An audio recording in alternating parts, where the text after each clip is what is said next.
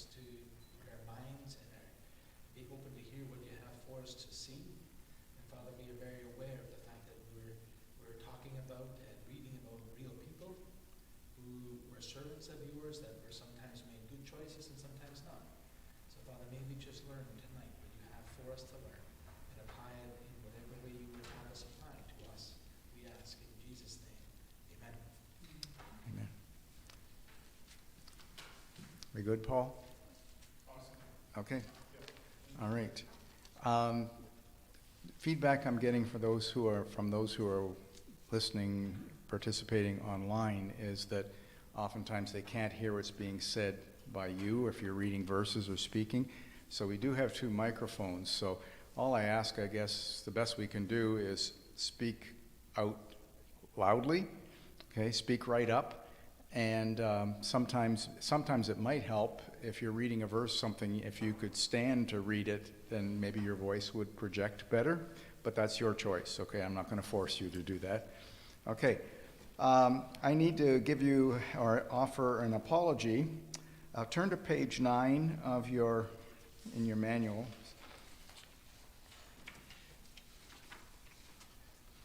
When I was working on revamping the lessons before I printed them, I made a mistake on a name. If you go down to just below the map there on that page, you'll see it says, why would Abner set up Mephibosheth? It should be Ishbosheth. And then the very next question down below, why would Abner set up, should be Ishbosheth. Okay? I went looking to see if I did it anywhere else, but I think those were the 2 that I messed up on. And I think it caused a little bit of confusion last week. At any rate, I was talking to Don Moss on Sunday, and he raised an interesting issue, thinking back to when Saul was killed on Mount Gilboa. The big question is, because Abner was his commander-in-chief and probably would have been with him, so the big question is, where was he? Okay. Any thoughts where he possibly could be? He obviously was not with Saul. He didn't have a horse. He didn't have a horse? No, he didn't have horses then. Yeah, right. Because that would make an escape from the king would have had one. Oh, I see. Yeah. The only thing I could come up with is that because as a commander of the army, of the forces, that he was with the men, okay, leading in the battle. But it still raises the question, why were Saul and Jonathan alone on the mountain and there are no other soldiers around it? It appears that they're not, unless they were killed to get to Saul and Jonathan. Okay. You had a couple other things, Don, too? Yeah, it has to do with Abishai. Oh, Abishai, yes, okay. Abishai quickly said yes, that he would go with David down into Saul's camp. Right. It's just the 2 of them. Mm-hmm. So what would David have said that would have convinced Abishai that it was going to be okay to go into the camp of 3,000 men that would have been chasing them for 10 years? Okay. What do you think? Well, I think it has to do with what David says and how he talks. Okay. Yeah. The clue that we have with David is in the Psalms. Mm-hmm. David has already penned quite a few songs, even at that time, because there's one that he did when Doeg, the Edomite, had slaughtered the priests. Okay. And then there's another one that he did for when they were hiding in the cave of Adullam. So Right. these things have already occurred, because this has been 10 years now. So Yeah. these men have been with him for 10 years. They would have heard many things that he would have said, and how close he was to the Lord. They probably were there when they saw him slay Goliath. Okay. And realized that he was a kid. Yes. And he came against Goliath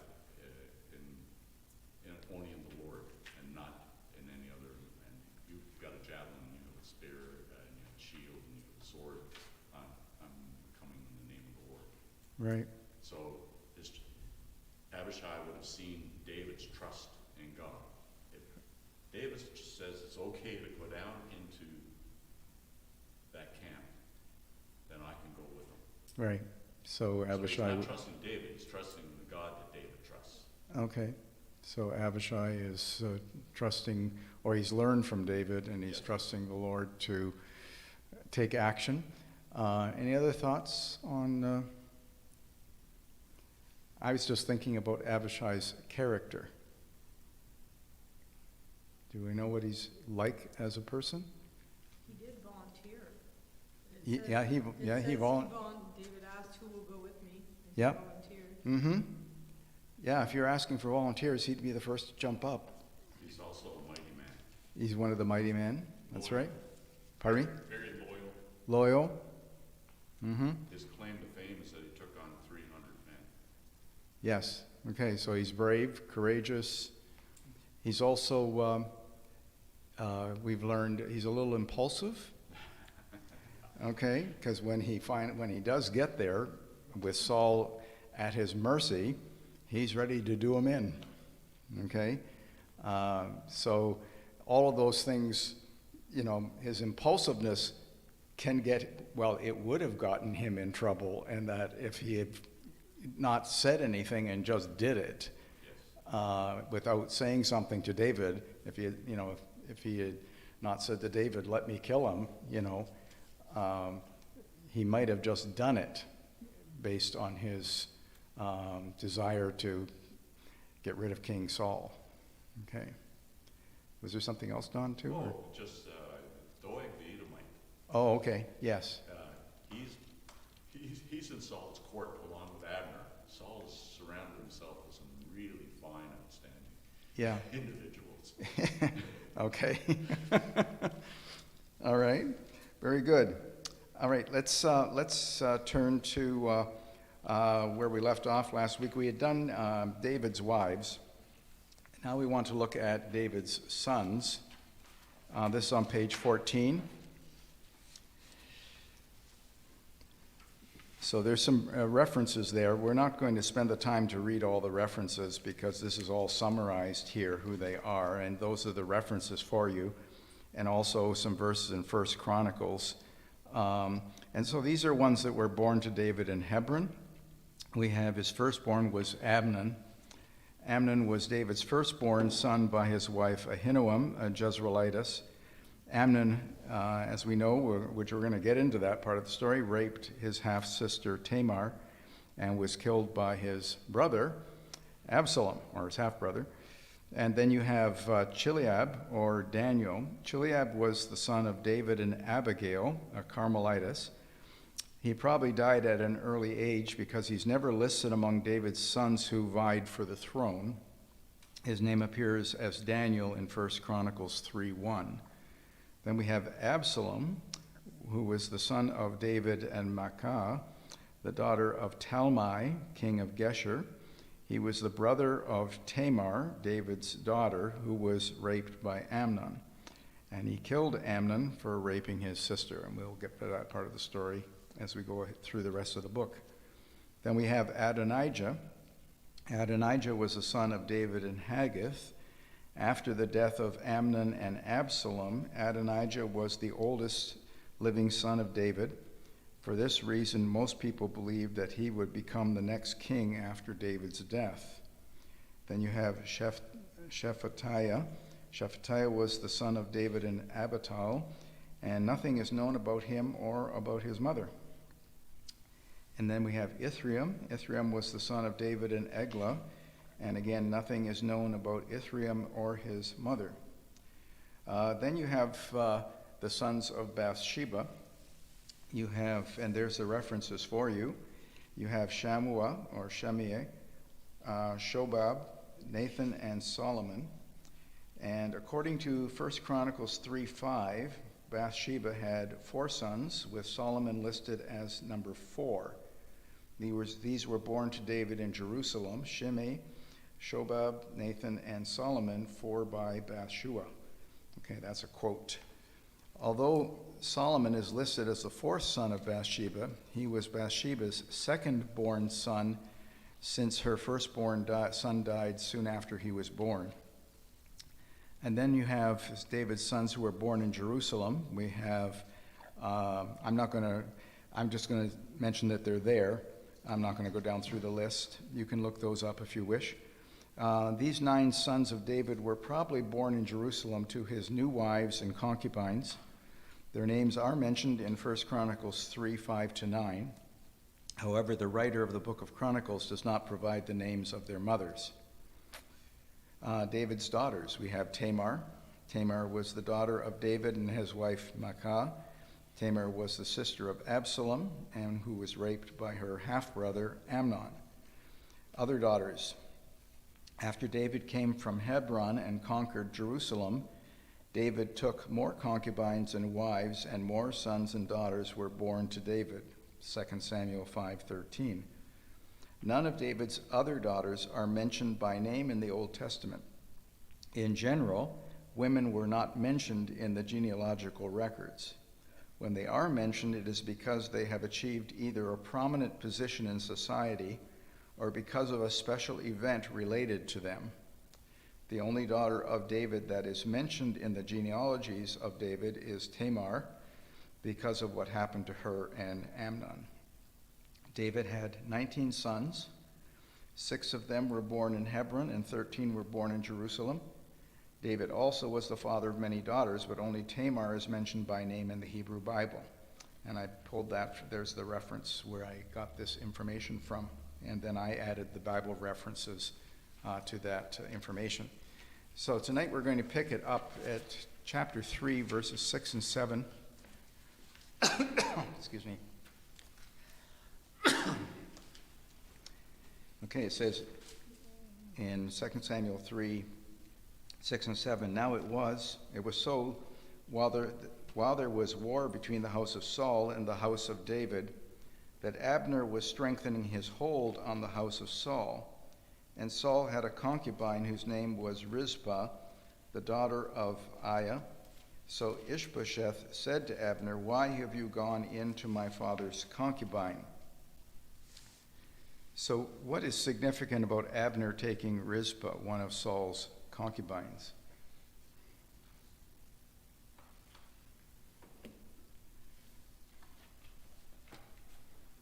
We talked about this last week in another situation.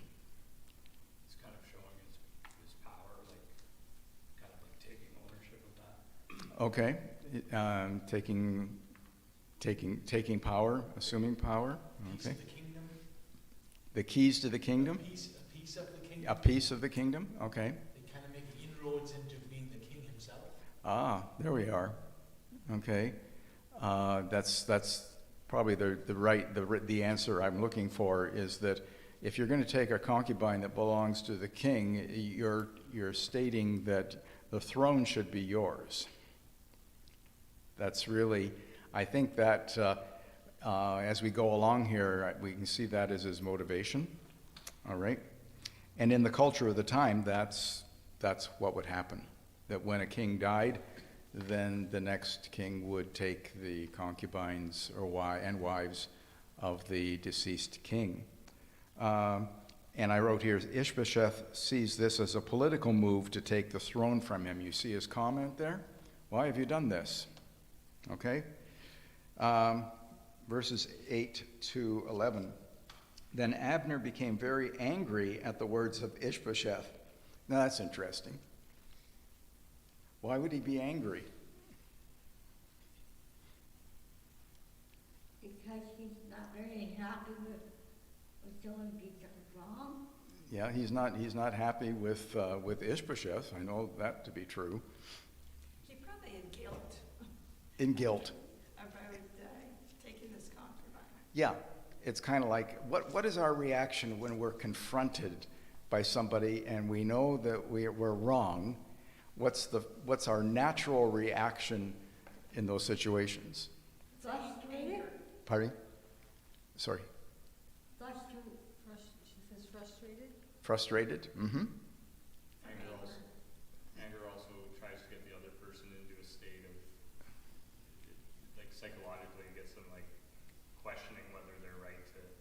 Yeah, it's a psychological ploy. You throw it back at the person. We also, when we're confronted and we know we're guilty of something, our natural tendency is to defend ourselves. Okay? And I think he was kind of like, well, he gets rather indignant about the whole thing, to kind of a cover-up. Instead of saying, oh, yes, sorry, shouldn't have done that, he tries to turn the table. Okay, let's read on. And said, am I a dog's head that belongs to Judah? Today I show loyalty to the house of Saul your father, to his brothers and to his friends, and have not delivered you into the hand of David. And you charge me today with a fault concerning this woman. May God do so to Abner, and more also, if I do not do for David as the Lord has sworn to him, to transfer the kingdom from the house of Saul, and set up the throne of David over Israel, over Judah, from Dan to Beersheba.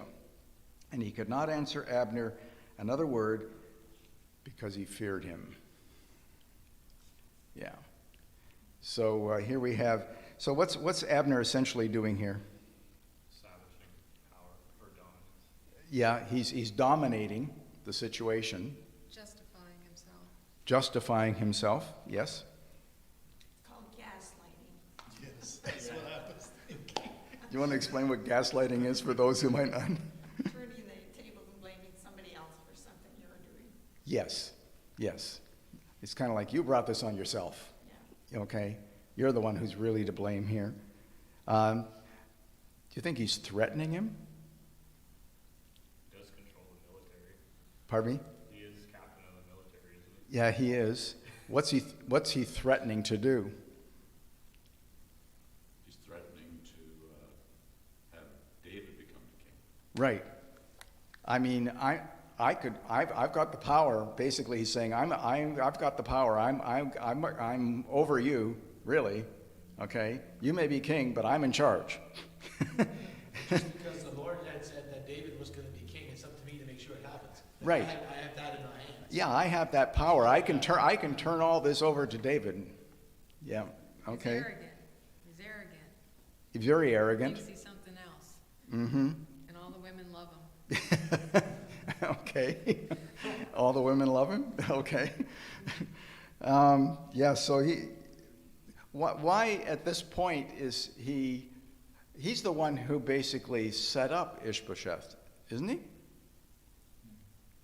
So why now is he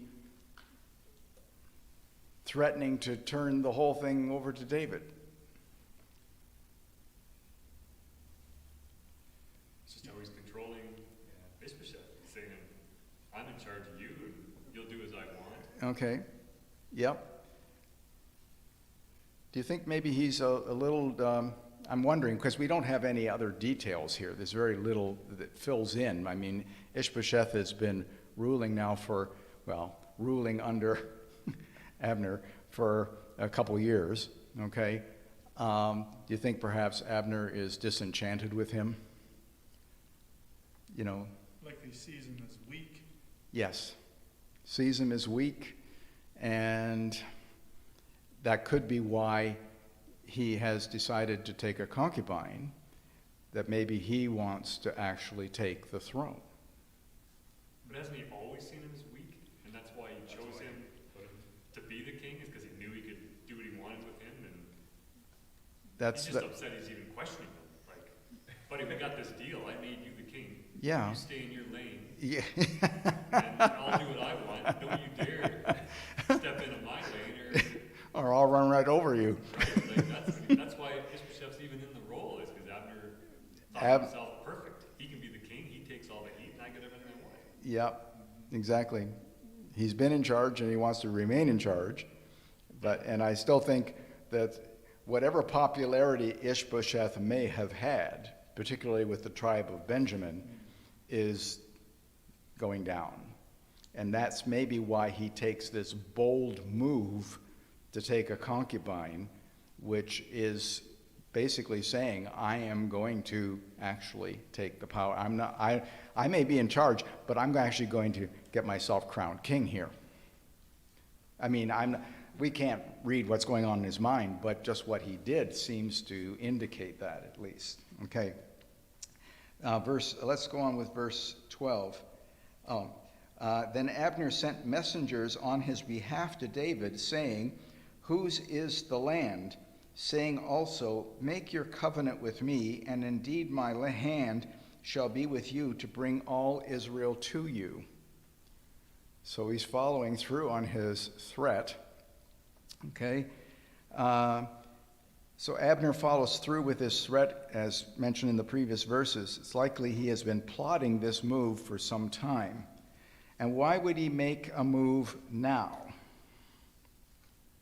He's worried Ishbosheth might mess things up. He thinks Ishbosheth might mess, He wants to get on David's good side, maybe. get on David's good side. Well, that's true, yes. But the timing, I'm thinking about the timing here. Well,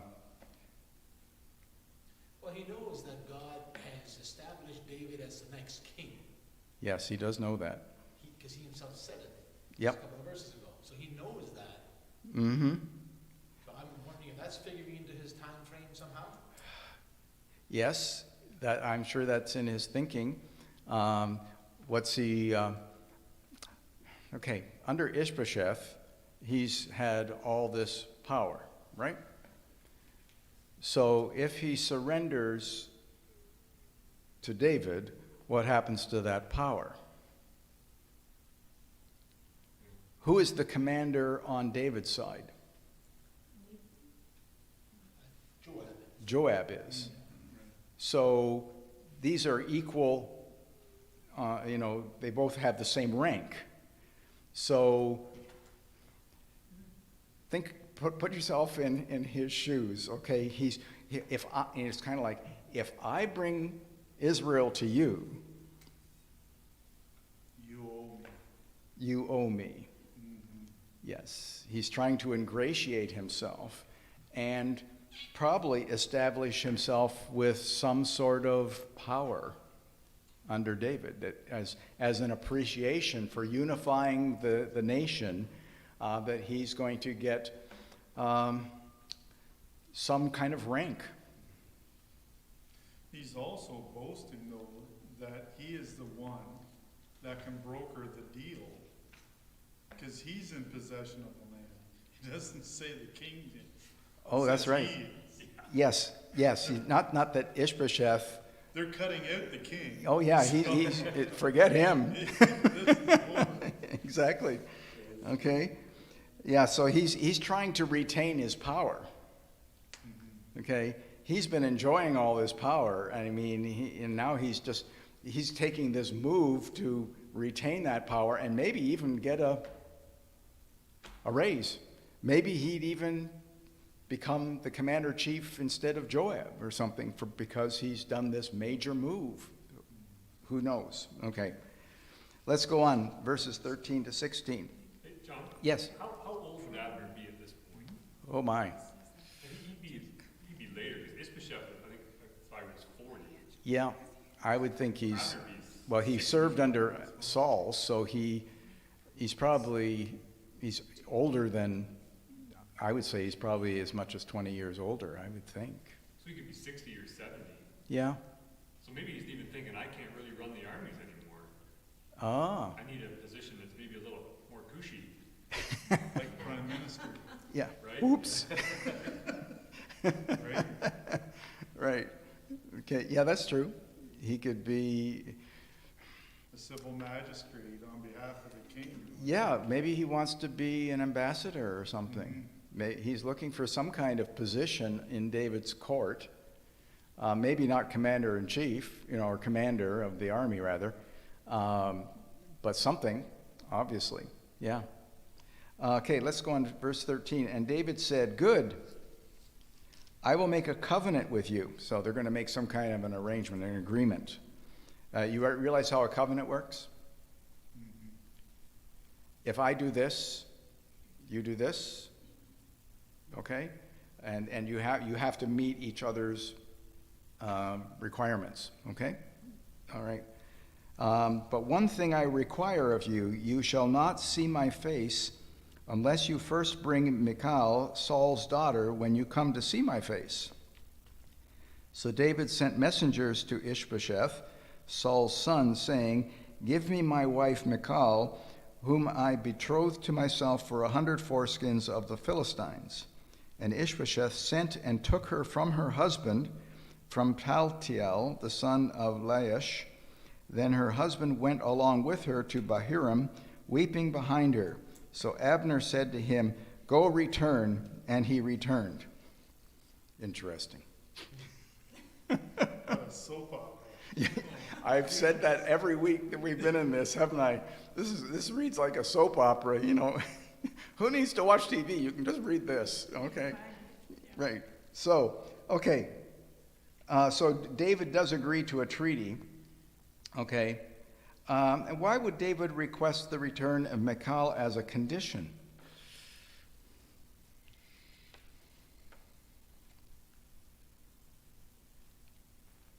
It rights the wrong. Yeah, righting a wrong. What actually happened? Why is Michal not with David? He wasn't given the right daughter when he brought the foreskins to Saul. Wasn't that? I think he got. No, that's Rachel and Leah. Yeah, no, he got the daughter he was supposed to get. Saul withheld her because Saul went on the attack to try and kill David. Right. So Saul made the decision as the father to Yeah. give her to another man. Right.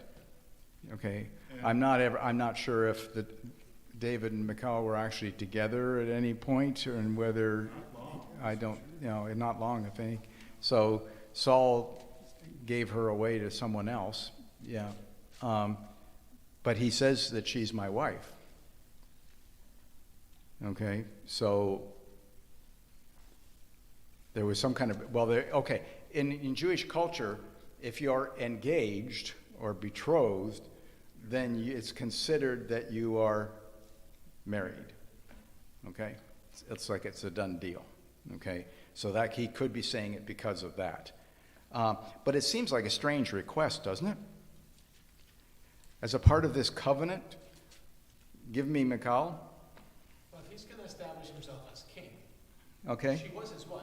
Yes? Because 1 Samuel 25:44. Now Saul had given Michal, his daughter, David's wife, to Palti, the son of Laish, who was from Gilead. So she was his wife. Yep. So Okay. he took it upon himself as the father to give her to somebody else. Mm-hmm. There is something interesting about this.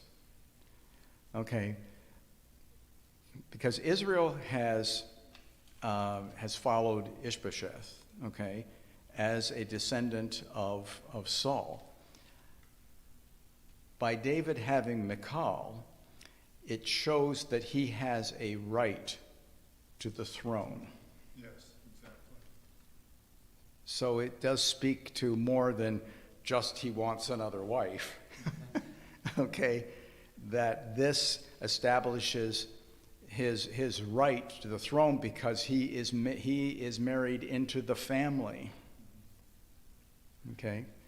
Something, yes. Oops for Abner now. Oops for Abner. He tried to get into the throne, Yep. so by him, David having her, Yes. doesn't matter what he does. Nope. He's not gonna get it. No, he's not going to get the throne. No. I think he's given up that thought by now because he's already gone to David and he wants to have this peace treaty. Okay? So David's sealing that. Yes. For So, sure thing. yeah, in a sense, David is guaranteeing that this isn't going to fall apart. And Abner went to David, but David didn't go to Abner. He went to Ishbosheth. Yeah, I was just kind of going to come back to that. Okay. So, do you think Ishbosheth has been aware of what's been going on here? I know that Abner threatened him, but is it possible that Ishbosheth, that's the last he heard about it? That Abner did this discreetly on the side. And then David comes back and talks to him and says, oh, yeah, I agree to this arrangement, okay? And Ishbosheth might have been caught completely off guard. But there is something missing in the context when David talks to Ishbosheth. Okay? And that is, he doesn't mention the covenant. It only says, I want my wife. Ah, yeah, that's right. Which could say volumes to Ishbosheth. Yeah. Because in a sense what he's saying to Ishbosheth is, I'm claiming the throne. Mhm. And she's Ishbosheth's sister. Yes. That'd be right. Yeah. Yeah. Okay. I think that last little bit in 16, that her husband obviously loved her, Mhm. but I think, it just struck me, Abner says, go return. It's kind of like, that sounds very polite. I don't think it was like that, okay? It would be like, get out of here. You are messing things up, okay? There's more women in the city. And knowing Abner be with the point of his spear, Go home. go home. And then it just says, and he returned. It's kind of like, no fight, nothing, just he's gone, okay. All right. All right, interesting here. Okay, verses 17 to 21. Now Abner had communicated with the elders of Israel, saying, in time past you were seeking for David to be king over you. Okay, now this is interesting. Where's Ishbosheth? Not there. He's not there. That's why I think that Abner's doing all this behind Ishbosheth's back. Ishbosheth is not in the picture at all here, because it doesn't say Abner and Ishbosheth talked to the leaders of Israel. No. Okay, it says, in time past you were seeking for David to be king over you. Now then, do it, for the Lord has spoken of David, saying, by the hand of my servant David, I will save my people Israel from the hand of the Philistines and the hand of all their enemies. Again, just what you were saying, Peter, earlier. He's well aware that David is to be the next king. Okay. Okay. And Abner also spoke in the hearing of Benjamin. Okay, very significant, Benjamin. Here's the tribe that Ishbosheth's from, right? Then Abner also went to speak in the hearing of David in Hebron all that seemed good to Israel and the whole house of Benjamin. Very important that Benjamin be on side here. Okay? That's why they're probably mentioned separately, because Saul was from that tribe. Okay, so if they're on side, okay, if they weren't, you got kind of a tenuous situation here. Okay? All right. I wrote here, it would seem that the leaders of Israel are dissatisfied with Ishbosheth, and Abner uses the prophecy concerning David to motivate them to turn their allegiance to David. So Abner has now become the great negotiator. And so I wrote here, who is left out of this discussion? Well, Ishbosheth for sure, but there's some other really important person that has not been brought into the mix here. Well, God has not been mentioned yet. Oh, no, this is definitely just political. And David's not present until he speaks in the presence of David. Yeah, but, okay, David had, excuse me? Samuel still alive? No, Samuel is dead. See, David and Abner are working out this plan, okay, to unify the nation. Joab. Joab's missing. Okay? Interesting. And we're going to find out it's not by coincidence. Okay, let me just throw this out. If Joab was in the midst of this arrangement, this covenant building, How do you think Joab would have responded? Disgruntled. He'd be disgruntled? I already read ahead, I know the answer. Oh, you can't answer yet. Okay. Teacher's pet. Okay, I wrote here. Yeah, Joab has been away on a raid while Abner was with David, in verse 22. And knowing the animosity between Joab and Abner, David had arranged for Joab to be absent. Okay, I think if you look in your notes there, there's page 17. You have the map there that I've provided. And you'll see that there's kind of that dotted line near the bottom there where Joab is sent away, okay? Because David is still in Hebron, remember? Okay, he's still in Hebron. He's not king over the whole nation. He's just in Hebron, and Joab has been sent away on some kind of a raid or something. Okay, okay. So let's go on here, verses 22. Just a minute. No, I got to pick it up here. I didn't read them all the verses yet. Verse 20. So Abner and 20 men with him came to David at Hebron, and David made a feast for Abner and the men who were with him. Then Abner said to David, I will arise and go and gather all Israel to my lord the king, that they may make a covenant with you, and that you may reign over all that your heart desires. So David sent Abner away, and he went in peace. Okay, let's carry on here. At that moment, the servants of David and Joab came from a raid and brought much spoil with them. But Abner was not with David in Hebron, for he had sent him away, and he had gone in peace. It's kind of like, okay, here comes trouble. It's time for you to go.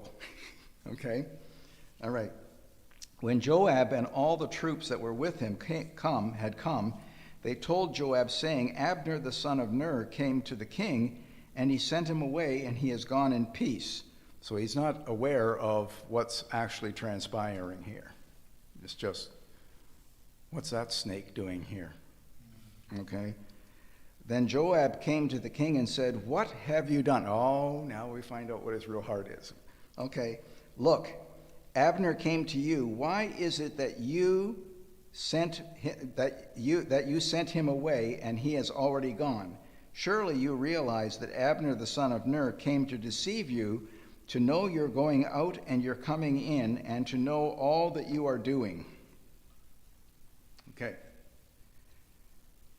So upon returning and learning of Abner's offer of peace, what's Joab suspicious of? He thinks that Abner's trying to set up David. He's trying to set him up, okay? That this is a deception, okay? And almost like coming as a spy, okay? To find out what's going on there in Hebron, because he comes with 20 men, okay? Joab might think, well, they were coming to scout out the territory here, see what's going on, and then go back and come with the army to attack. Possibly. At least he says it. He's only here to deceive you. Okay? Would you expect this? Was Joab? Was it okay for him to speak to David like this? I think they've got a great relationship. He's likely very trusted by David. I mean, they're brothers. Okay. So they've had moments where they had differences of opinion, but in theory, he's not the king, so he probably shouldn't be doing that. No, it's not. It strikes me as not very respectful. Okay, that he chastises the king, which they were in caves together, starving to death. Like they've been through some business, you know. and that probably where he. Some history. That's probably why he gets that kind of allowance, because in the culture of the time, for you to chastise the king as he's just done, and this was very pointed, was could be punishable by death instantaneously. Another aspect of this, though, is that David restrained himself or diverted from verbal confrontations. With Joab? He does it. Yeah. He does it with Joab.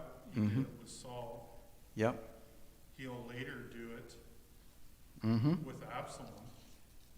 Yes. He'll even go so far as to do it concerning Amnon. Mm-hmm. Yeah, that's my next, exactly my next question is Joab says all this, what does David say back? Crickets. Yep, not a thing. He doesn't correct him. He doesn't say you're wrong. He doesn't, Joab just lays into him. Joab doesn't come and say, would you please explain to me? Oh, no, he has every right to be angry. Mm-hmm. Because he knows now that David had sent him away in Yes. order to get together With Abner. his crook. And maybe even the belief here on the part of Joab is he has suspicions about Abner even wanting to be king. And so he's trying to fortify his position, because I would imagine Joab knows that Ishbosheth is a weak guy. Oh, yeah. He'd And know so that. this fella's politically maneuvering to take advantage of David Yes. while his own army is away. Yep. Joab's like the hardworking guy. He's the physical guy. He's the guy that's doing everything. And Abner's the talk guy. Mm-hmm. So what's he doing? Yeah. So Joab's doing all the work. Yeah, got he's that doing covered, right? he's doing all the hard lifting. Mhm. He's the muscle behind David's kingship. I like Joab. Yeah. I just say I love Yeah, Joab. I love Joab. I know he didn't do everything as good as he could have, but I'm thinking he's come back, the king, you feel like the king stabbed him in the back as his crook is Yeah. trying to take over. Plus, his brother being killed by him is probably fairly fresh still, Yes. and he's thinking, this is not Yes.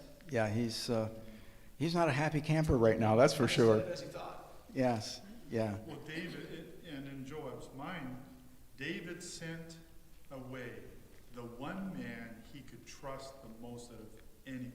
Yes. Yeah. To have a discussion with the one guy he has no reason to trust about Right. anything. Yes. So Yeah. I can understand. him Yeah. being It's fraught. for Joab. This is a real slap in the face. So does Yeah. David see that Abner and Joab do? Oh, he knows that they're gas and They don't get matches. Yeah. What's Well, David knows that Joab and Abner are gas and matches. You put those two oh together. oh my goodness. Oh, it's not over. No. I The can drama's imagine coming. David and Joab would have had lots of conversations about how they'd love to kill that Abner guy. Uh-huh. I can imagine them over the years being like, man, if we get rid of that guy, Yeah. he's in the way of us putting the kingdom together and all this stuff. But then Yes. I could also see David stepping out of that mindset, being more mature. And being Yes. like, okay, we need to work this through and think about it and be more keenly in our response. Whereas Joab's like, well, let's just kill him. Mm-hmm.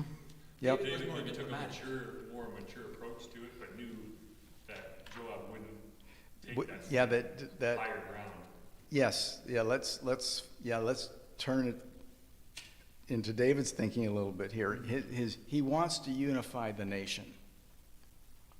And he's been given an offer that he can hardly turn down. Okay. But it's going to remove civil war. Yes, that's very important. Yes. Killing Abner creates. That'll bring down the army. Yeah.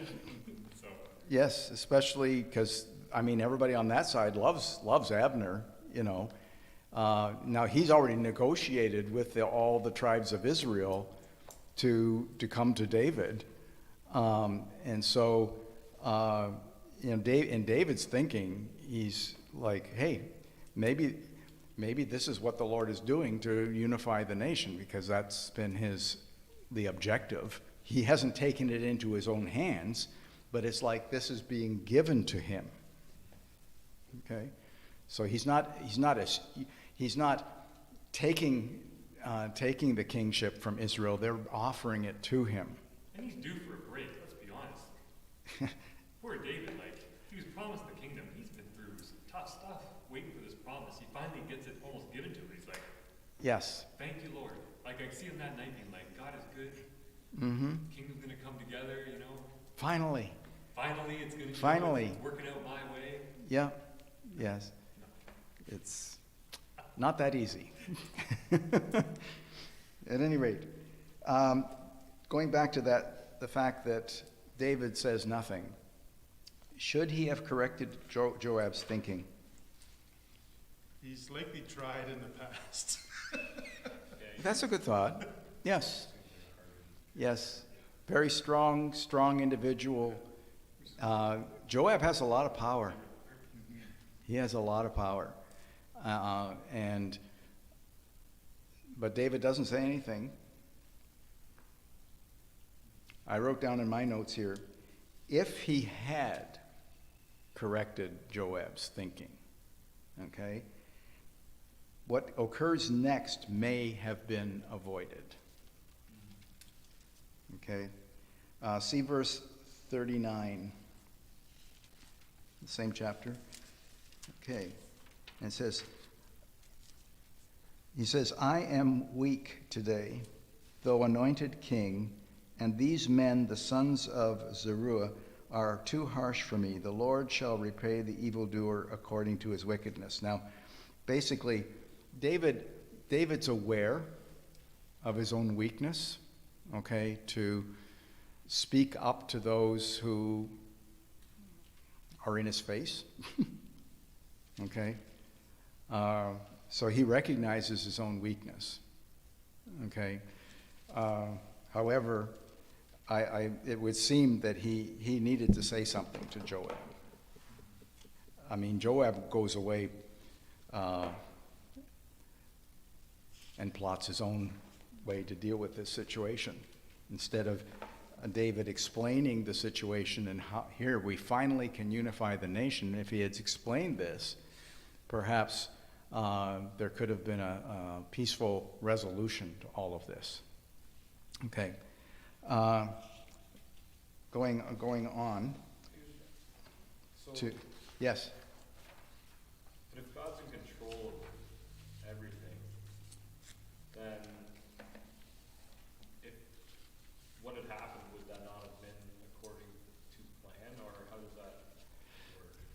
I don't know if we got enough time for that. Big question. I know. Yeah, it's God is obviously allowing this. There's no mention of David consulting with the Lord in this situation. In other situations that he's in, he's asking the Lord for guidance and for wisdom. It's just not there, and God is allowing this thing to unfold and possibly to teach David another lesson. But in David's defense, his character shows that he always asks the Lord for direction. Yes. So Yeah. in his defense, maybe they're not listing it. But Yeah. I can still see David in his prayer time Yeah. asking the Lord for direction. Yeah. Or at least thanking him that finally we're going to unify the nation. When I read that, I just think David never answered because he knew Joab was right. Yeah, well, that's true too. That He sent him away. He deceived Joab. Yeah. What could he say? What could he say? I sent you away. I didn't know this was going to... Yeah. I didn't know they were coming. No, he wasn't about to lie about the situation. Yeah, that's true. So his silence shows that he agrees with Joab. Yeah, I mean, he's kind of the guy stuck in the middle between the two. that is true. Very true. I think we can think of ourselves, okay, when we've done something wrong, and our parents have confronted us, and sometimes we will defend ourselves. Oh, she made me do it, okay, to our sibling, okay? Or we just stand there dumbfounded, just with, there's nothing to say. Yeah, your parents are right, and the fact that you're silent proves your guilt. I've been there, haven't you? Okay, let's go on to verse 26.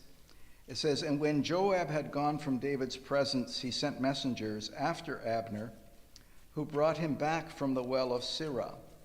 But David did not know it." Aha!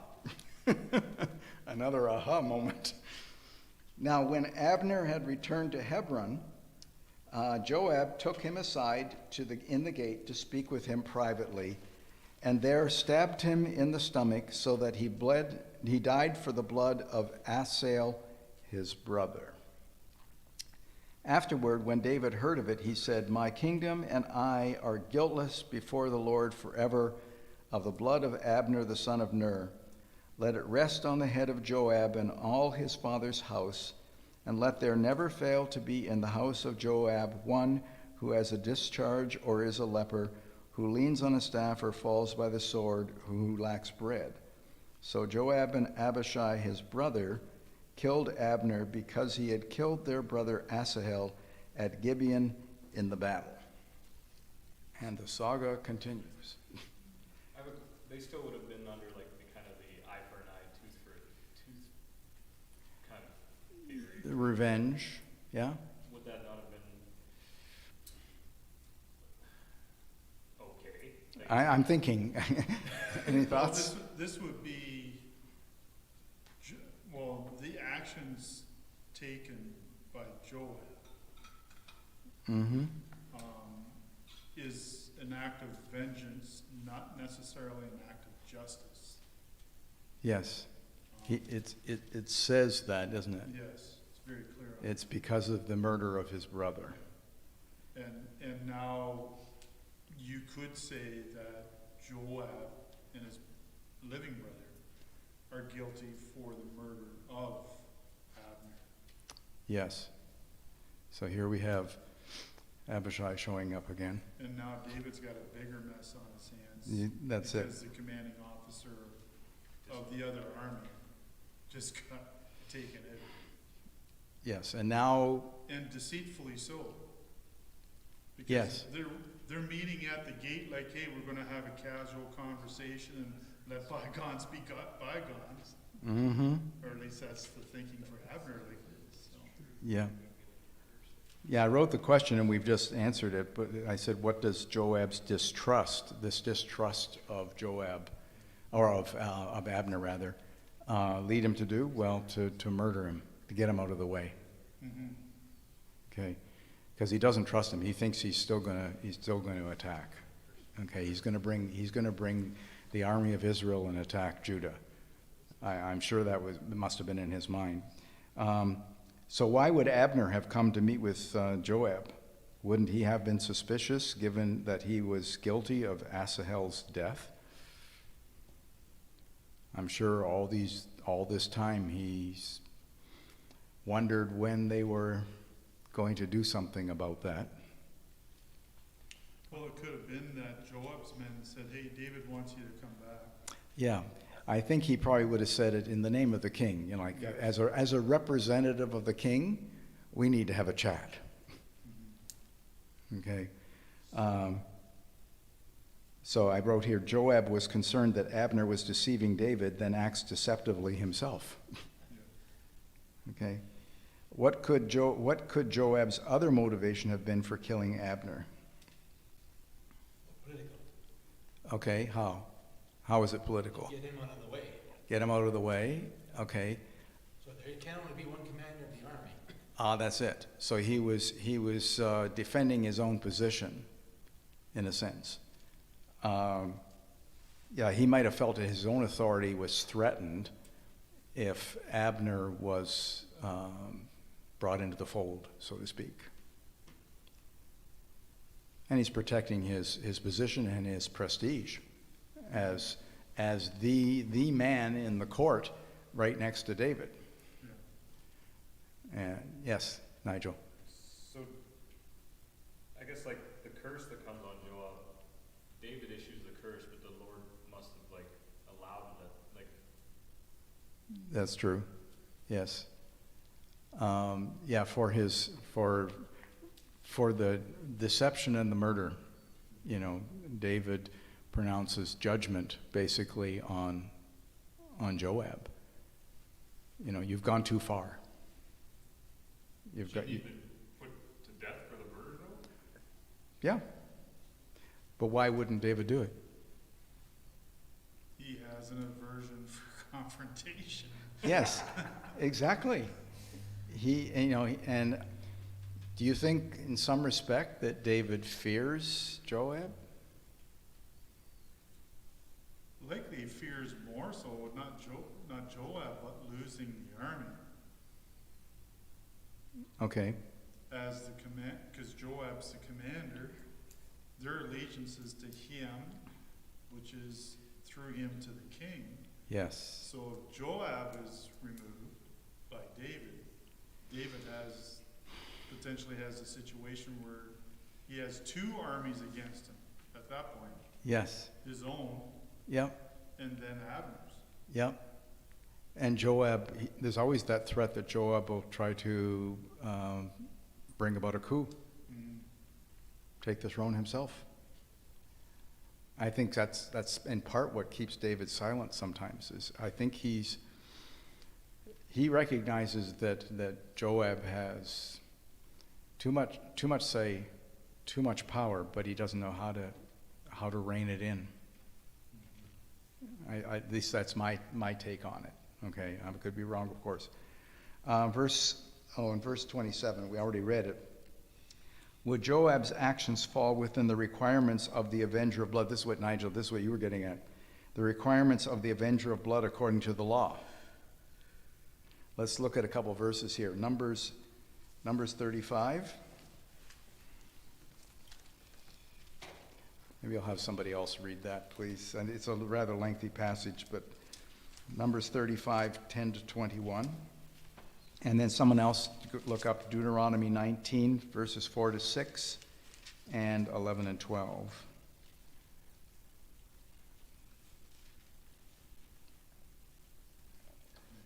Someone got Numbers 35 for me? 10 to 21? 10 to 21. Yes, speak out nice and loud for everybody at home. Speak to the sons of Israel and say to them, when you cross the Jordan into the land of Canaan, then you shall select for yourselves cities to be your cities of refuge, that the manslayer who has killed any person unintentionally may flee there. The cities shall be to you as a refuge from the avenger, so that the manslayer will not die until he stands before the congregation for trial. The cities which you are to give shall be your 6 cities of refuge.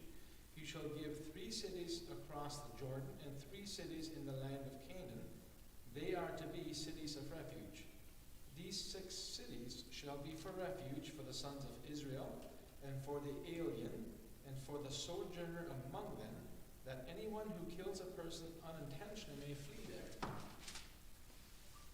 But if he struck him down with an iron object so that he died, he is a murderer. The murderer shall surely be put to death. If he struck him down with a stone in the hand, by which he will die, and as a result he died, he is a murderer. The murderer shall surely be put to death. Or if he struck him with a wooden object in the hand, by which he might die, and as a result he died, he is a murderer. The murderer shall surely be put to death. The blood avenger himself shall put the murderer to death, and he shall put him to death when he meets him. If he pushed him of hatred, or threw something at him lying in wait, and as a result he died, or if he struck him down with his hand in enmity, and as a result he died, the one who struck him shall surely be put to death. He is a murderer. The blood avenger shall put the murderer to death when he meets him. Okay. Deuteronomy 19. Someone got that? Edith, do you have it? Oh, no. No, okay, no, yeah. What is it? I'll read it. Deuteronomy 19, verses 4 to 6. Okay. Now, this is the case of the manslayer who may flee there and live, when he kills his friend unintentionally, not hating him previously. As when a man goes into the forest with his friend to cut wood, and his hand swings the axe to cut down the tree, and the iron head slips off the handle and strikes his friend so that he dies. He may flee to one of these cities and live. Otherwise, the avenger of blood might pursue the manslayer in the heat of his anger and overtake him, because the way is long, and take his life, though he was not deserving of death, since he had not hated him previously. Okay, and then verses 11 and 12.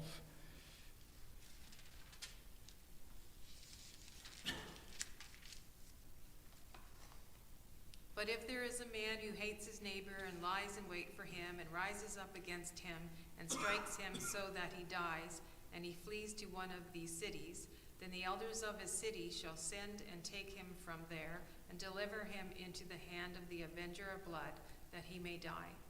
Okay, so the question is, would Joab's actions in killing Abner fall within the requirements of the avenger of blood according to the law? Abner not. Pardon me? Did Abner not kill his brother with a wooden object? Okay, all right. My next question is, what is the difference between Asahel's death and Abner's? Okay, remember, let's go back and remind ourselves, what happened to Asahel? Why was he killed? Why did Abner kill him? He was chasing him. He was chasing him Battle, in battle, wanting to kill him. and with the intent of killing him, and he just takes his spear back and he kills Asahel instead. So it was not, it was intentional, but it was in battle. And also, for Abner, he attempted at least twice in the text to call him off. Yes, To stop, let it go. because he didn't want to kill him, No, he didn't. but then was left with no choice but to defend himself. Exactly. So it was in self-defense. So that makes it different than what Joab does. It was intentional, and it was with malice. Okay? And what was the requirement? Both passages that were read, what was the condition for being able to go to a city of refuge? That your case would be heard. Okay, but what you kill somebody, but what kind of accidental, unintentional? That word came up from both passages. It was unintentional. You know, the axe head coming off and hitting your friend and he dies. It wasn't intended. But if you're intending to kill somebody, it's premeditated. It's not. You can't. It doesn't work for using the city of refuge, and the avenger of blood can come and get you for intentional. Okay, I think a lot of our problems in our society could be alleviated if we dealt with not that we're all running around murdering people, but if those who are actually murderers, and it's known they're murderers, that they are dealt with appropriately according to the word, we wouldn't have as much crime in that area. I made the mistake when I was in university of writing a paper on capital punishment in my sociology course, and I dared to quote the Bible. And my professor failed me for quoting fiction. Okay, That was way back then. that was back in 1968. A lot worse now. At any rate, okay. Now, I wrote here, Hebron was a city of refuge, where David was. That was a city of refuge. But Abner was never given a fair trial by Joab, and Abishai before the elders of the city determined his guilt or innocence. See, that's the thing Peter mentioned, that you were brought to trial to determine whether this was accidental or whether it was premeditated. There was none of that, even though this was taking place in a city of refuge. And Okay? it seems in broad daylight in the middle of the gate. Like there was no deception at all on Joab's part. No, it was very public. Yeah. Okay? What is David's concern after Joab and Abishai murder Abner? John, Yes. I'm just thinking, the reason that they would have gone to the gate is because it's the gate that they would go to for the Did- court. That to is make a true. decision on Yeah, what was- all judgments were done at the city gate, and they were done publicly. Yeah, Yeah, so it's a, but they did it private, or Joab set it up to do it privately. yes. Here, just step aside here for a moment. Yeah, Let's just have a quiet conversation. So exactly. Abner would have thought he was safe, he couldn't be murdered, No, because he's in that, not Yeah. just in that city, but at the actual gate. Yeah. yeah, he was in a safe place, Mhm. he would think. Okay, so what's David's major concern after Joab and Abishai murder Abner? What would be his major concern?